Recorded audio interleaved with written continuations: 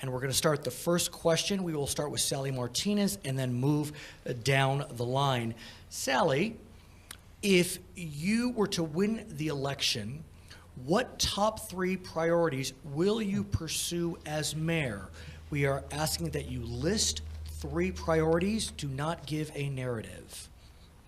Your top 3 priorities. My top 3 priorities would be to offer more transparency, one. Second thing is to get to the bottom of what exactly caused the deficit.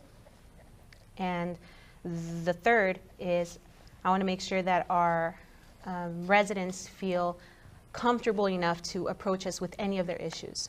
Thank you. Mr. Davis. Thank you, Brad.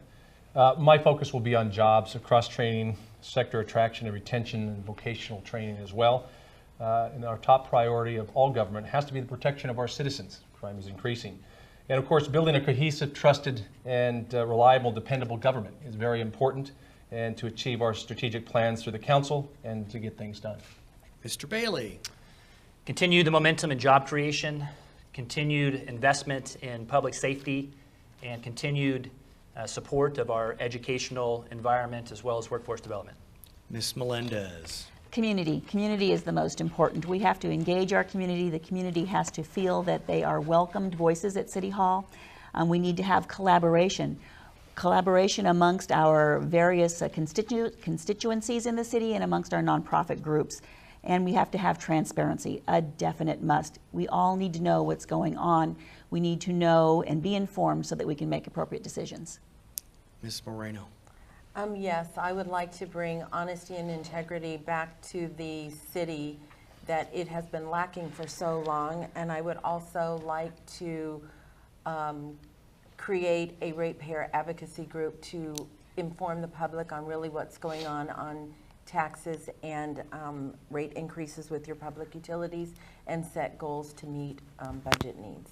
Transparency seems to be a theme with many of the candidates. I'd like to quickly ask the candidates, in what way has there been a lack of transparency over the last 4 years? We will start with Sally Martinez. 30 seconds, please.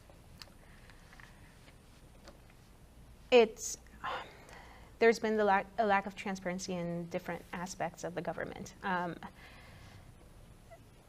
The fact that, you know,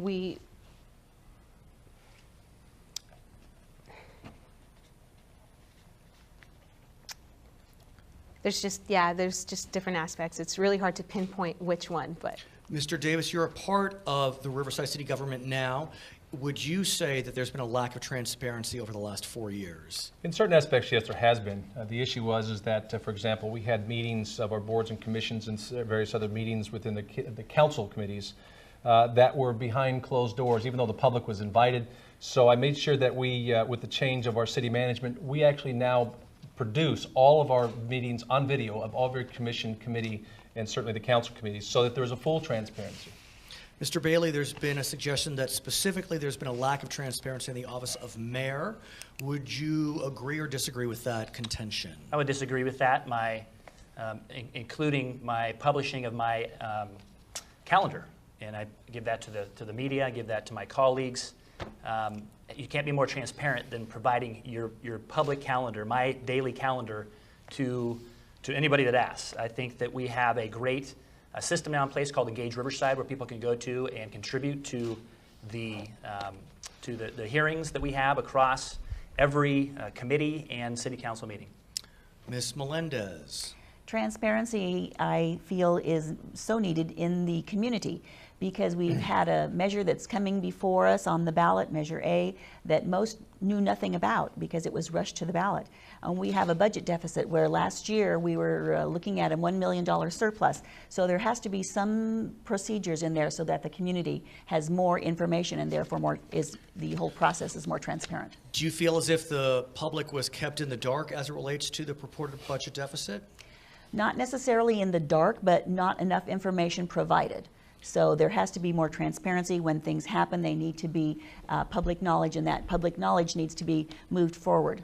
Ms. Moreno? Yes, the public was in the dark, and I can verify that, because what I think you're really trying to get at is that when you look at lack of transparency, when we were trying to acquire documents to tell the story of what was really going on at City Hall, they were only giving us certain documents and not the full picture. So, like, for instance, when we were looking at legal documents and we were asking for the legal invoices, we would not get them. Do you So yes, feel as that's if- what I think is missing. Do you for feel sure. as if that lack of receipt of those documents was improper, unethical, illegal? It was intentional, because they truly did not want that picture. Was it or the story illegal? to be told. Was it illegal? I do think it was illegal, yes, and I do think that there needs to be accountability for the past 10 years of what has gone on at City Hall. Okay, let us proceed.